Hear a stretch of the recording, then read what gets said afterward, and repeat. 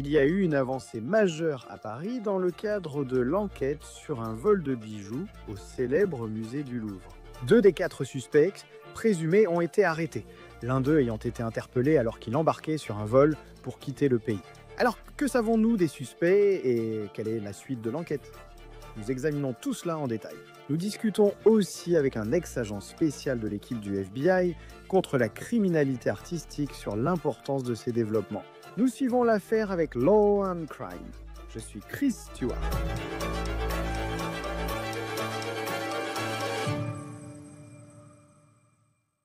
Qui dans le monde serait capable de réaliser le genre de braquage qui a eu lieu au Louvre? Actuellement, 2 des 4 personnes accusées de ce braquage sont en détention. Je vous rappelle l'ampleur de ce braquage. Plus de 100 millions de dollars de bijoux d'une importance historique franchement inestimable ont été dérobés au Louvre en plein jour à l'aide d'une grue volée. Cela ressemble à un scénario hollywoodien, mais selon les autorités françaises, tout s'est passé il y a un peu plus d'une semaine, et les voleurs sont partis en moins de 10 minutes. Des millions de personnes visitent le Louvre chaque année. C'est le plus grand musée du monde. Ils peuvent admirer des chefs-d'œuvre comme la Joconde, la Vénus de Milo et bien sûr l'immense pyramide de verre qui domine l'entrée. Les autorités françaises ont récemment limité le nombre de visiteurs par jour à 30 000. Et le dimanche 19 octobre 4, des personnes présentes n'étaient pas là seulement pour admirer les œuvres d'art. Elles étaient là pour les voler. Ils auraient fui avec des bijoux valant plus de 100 millions de dollars, dont des tiares royales, colliers et boucles d'oreilles du 19e siècle. Plusieurs unités d'enquête françaises sont rapidement intervenues, dirigées par la brigade de répression du banditisme de Paris. Quel nom impressionnant, n'est-ce pas? Et l'Office central de lutte contre le trafic de biens culturels. Leur enquête a vite révélé que 4 hommes étaient entrés dans la galerie d'Apollon du musée à l'aide d'une nacelle élévatrice volée. Ils ont disposé des cônes autour du camion et, avec leurs casques et gilets de sécurité, semblaient de simples ouvriers du bâtiment. Selon le New York Times, 2 des voleurs sont entrés par une fenêtre du 2e étage, puis ont découpé des vitrines en verre renforcé pour s'emparer de précieux joyaux de la couronne. Ils sont ressortis dans le camion à échelle, ils se sont descendus, puis ils sont partis sur des scooters. Dans leur précipitation, ils ont en fait laissé tomber une couronne qui appartenait autrefois à l'impératrice Eugénie, qui était l'épouse de Napoléon III. Je veux dire, tu peux imaginer, tu es au Louvre, non seulement ce braquage a eu lieu, mais ensuite tu aperçois l'un des artefacts inestimables, valant des millions d'euros simplement posés par terre.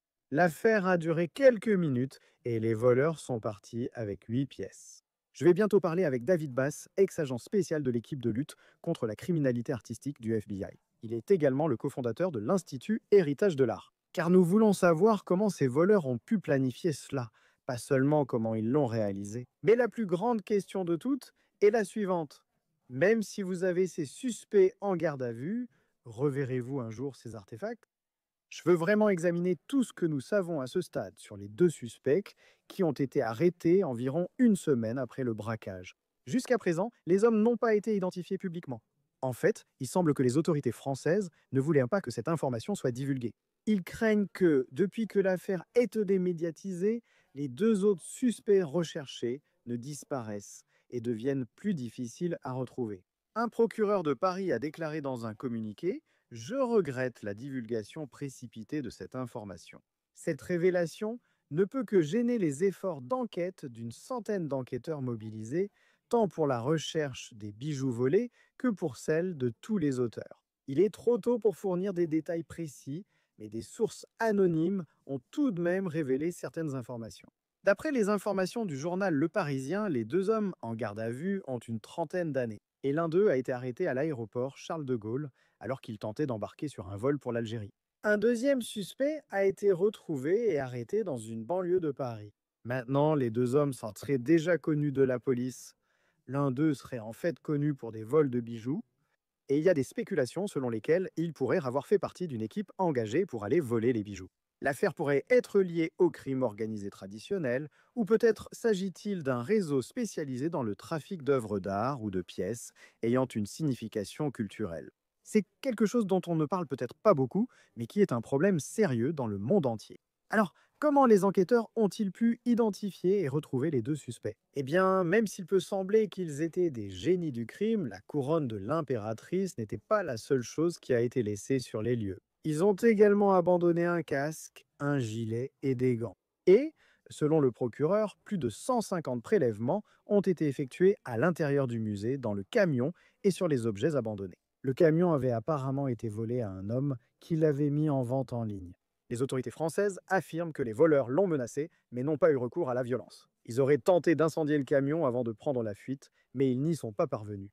Tandis que les voleurs fuyaient avec les marchandises, divers protocoles de sécurité étaient activés au Louvre. L'agence presse indique que les hommes sont entrés dans la galerie d'Apollon à 9h34. Par la fenêtre, une alarme s'est déclenchée dans la salle de contrôle de sécurité. Un membre du personnel a passé un appel radio aux membres du centre de commandement, les alertant qu'il se passait quelque chose. À 9h37 du matin, la police avait été alertée et les agents de sécurité ont commencé une évacuation. Mais le directeur du Louvre a reconnu, lors de son témoignage devant le Sénat français, qu'il y avait de graves lacunes dans le système de surveillance du musée. Elle dit qu'il y a un manque de caméras de sécurité à l'extérieur du Louvre. Et le musée devait faire l'objet d'une refonte de la sécurité dans le cadre d'une vaste rénovation. Mais cela n'avait pas encore eu lieu. Alors que les enquêteurs français ont été salués pour la rapidité avec laquelle ils ont arrêté au moins certains des suspects, une question préoccupe tout le monde. Ont-ils retrouvé les bijoux? Et pour l'instant, il semble que la réponse soit non. Le procureur de Paris n'a pas précisé si les bijoux avaient été retrouvés, et plusieurs médias français rapportent céder que les bijoux sont toujours dans la nature, quelque part, avec les deux autres hommes soupçonnés d'être impliqués dans ce vol audacieux. Les deux hommes ont été emmenés au siège de la police et peuvent y être interrogés jusqu'à 96 heures. Nous accueillons maintenant Dave Bass, ancien agent spécial de l'équipe des crimes artistiques du FBI. Merci d'être avec nous sur Law and Crime. Vous êtes la personne parfaite pour entendre cette histoire fascinante. Tout d'abord, quelle a été votre réaction lorsque vous avez appris ce que les 4 suspects avaient réussi à faire au Louvre? Je suppose que ma première réaction a été la consternation qu'une chose pareille puisse arriver. Vous savez, et ce genre de choses arrive, n'est-ce pas? Je veux dire, mais il y a eu plusieurs vols d'œuvres d'art très très célèbres. Et c'est toujours triste à voir parce que, au fond, on perd un patrimoine culturel précieux, n'est-ce pas? Donc c'est une perte tragique. Et chaque fois qu'une institution culturelle aussi prestigieuse que le Louvre est visée, vous savez, c'est décourageant.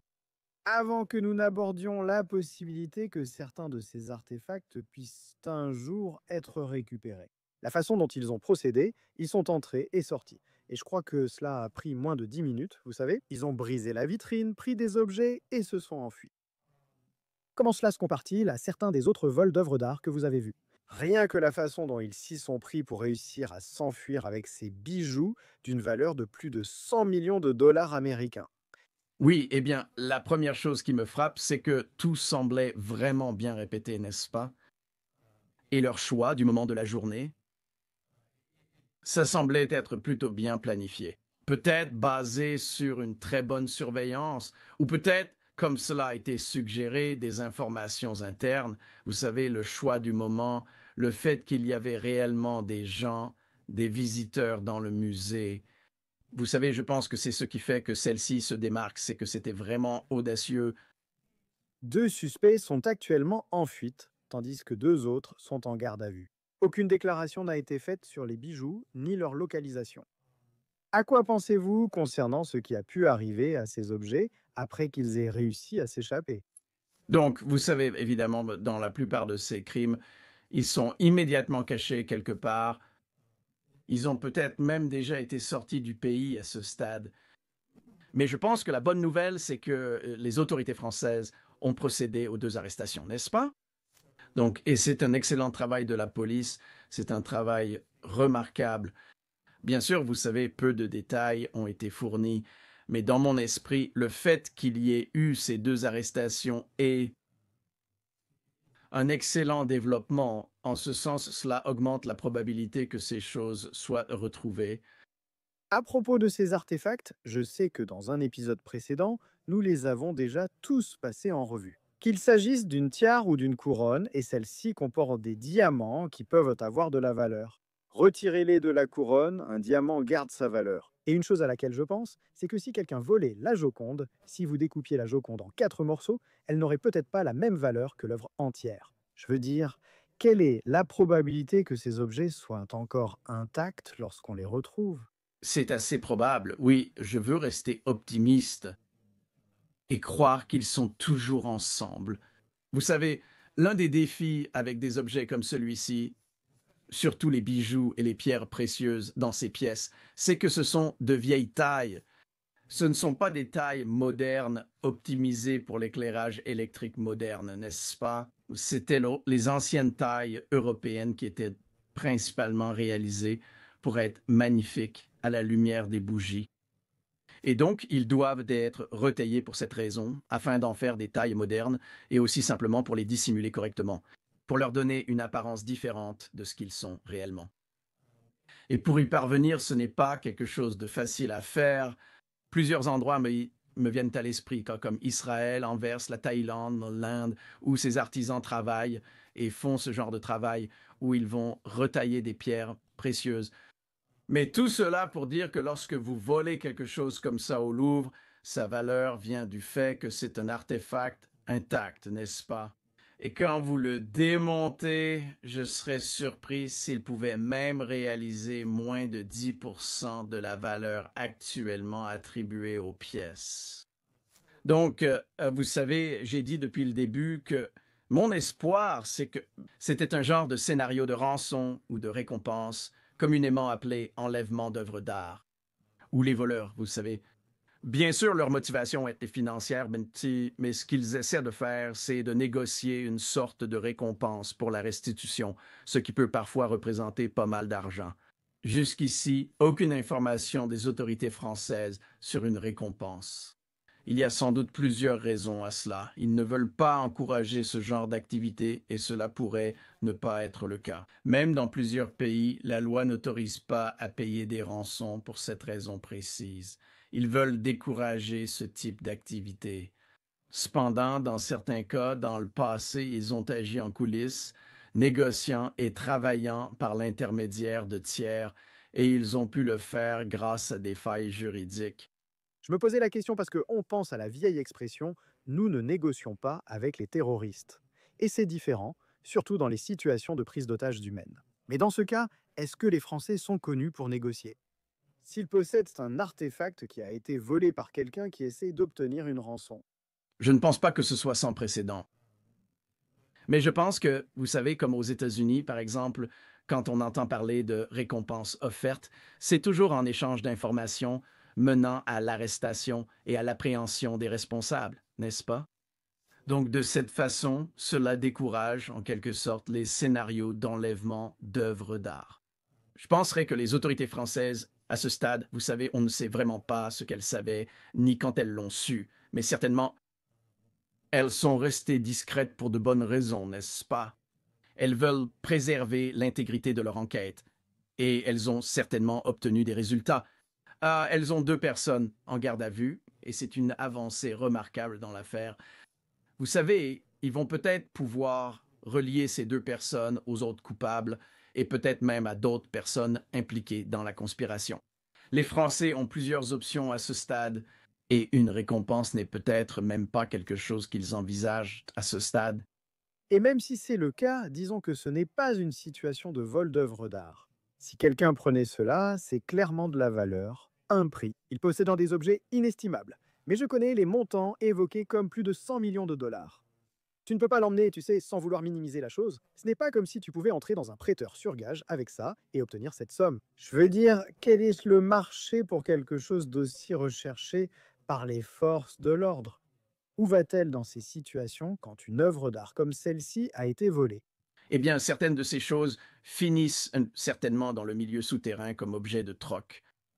Mais je pense que le point le plus important, c'est que tu as raison. Une fois qu'une œuvre attire autant d'attention, plus personne ne veut y toucher. Et j'irais même jusqu'à dire que le fait qu'il y ait eu ces arrestations, il y a beaucoup de personnes nerveuses en ce moment qui étaient associées à ce crime. Et c'est certain que ce développement, ces arrestations dissuaderaient, je pense, quiconque voudrait s'impliquer ou serait prêt à accepter des biens volés. Je pense que l'attention portée à ce stade doit être extrême et cela va servir, selon moi, d'excellents moyens de dissuasion. Et je pense qu'au final, j'espère que, combiné à l'excellent travail de la police française, cela va permettre de retrouver ces objets. Pourquoi moi? Le Louvre a été peut-être le musée le plus populaire au monde. Je sais que c'est l'un des, sinon le musée le plus visité au monde. Quelle était leur réputation avant cela? En ce qui concerne la sécurité, ou vous pensez aux objets qu'ils possèdent là-bas? Je veux dire, c'est, vous savez, la Joconde est évidemment celle qui vient à l'esprit. Mais ensuite, vous savez, ces objets volés et de nombreuses autres œuvres d'art figurent parmi les plus précieux au monde.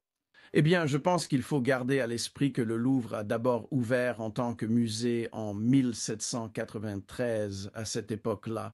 Et donc, le Louvre, contrairement à beaucoup d'institutions, à beaucoup de musées modernes, n'a jamais vraiment été conçu pour être un musée moderne.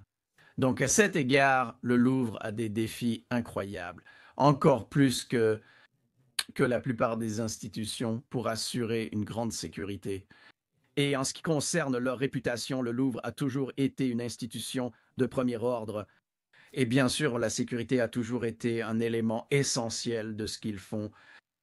C'est simplement une tâche intimidante. Et vous savez, il n'existe pas de musée qui soit à l'abri de devenir une victime, d'être victime de cette manière.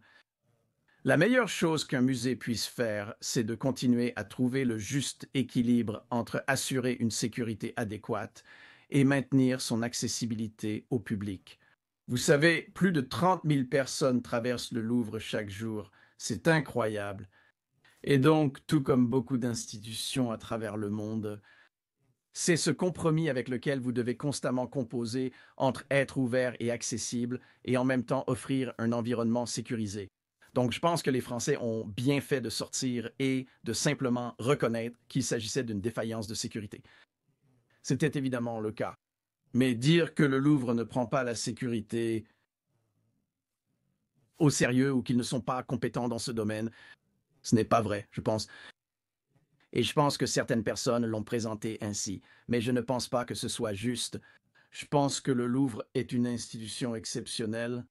Et je suis sûr que tous les employés là-bas sont très découragés par cette situation, par le vol. Je pense qu'ils vont agir maintenant, analyser ce qui a marché ou non. Je pense qu'il y avait quelques problèmes à l'extérieur du bâtiment. C'est qu'évidemment, il y avait des angles morts. Et j'espère que ce sera une excellente leçon à retenir. Et j'espère qu'il y a un côté positif dans tout cela, c'est que les institutions du monde entier examinent leur posture de sécurité. Et encore une fois, c'est ce compromis-là. Et je n'ai jamais rencontré un directeur de la sécurité de musée qui disait avoir assez de sécurité ou assez de budget ou assez de personnel, n'est-ce pas? Donc, en résumé, je dirais que c'est mon point de vue sur la sécurité au Louvre, une institution de premier ordre très bien organisée. Vous savez, il y avait simplement des problèmes comme partout ailleurs, et ces voleurs en particulier ont profité des points faibles. Et sachant qu'il y avait des points faibles et qu'il connaissait ces points faibles, apparemment, il savait où se trouvaient les angles morts. Et l'une des théories suggérées dès le début était que c'était un coup monté de l'intérieur, qu'il devait forcément avoir une complicité interne. Un employé du Louvre ou quelqu'un ayant pu dire: les caméras ici ne fonctionnent pas vraiment. Si vous êtes dans une équipe de construction, c'est ici que vous devez vous aligner. Sachant cela, est-ce probable? Puisqu'ils ont réussi, quelqu'un aurait-il pu les aider de l'intérieur? On dirait bien non. Tout ce que vous avez dit est correct. Je veux dire, le choix du moment, le point d'entrée,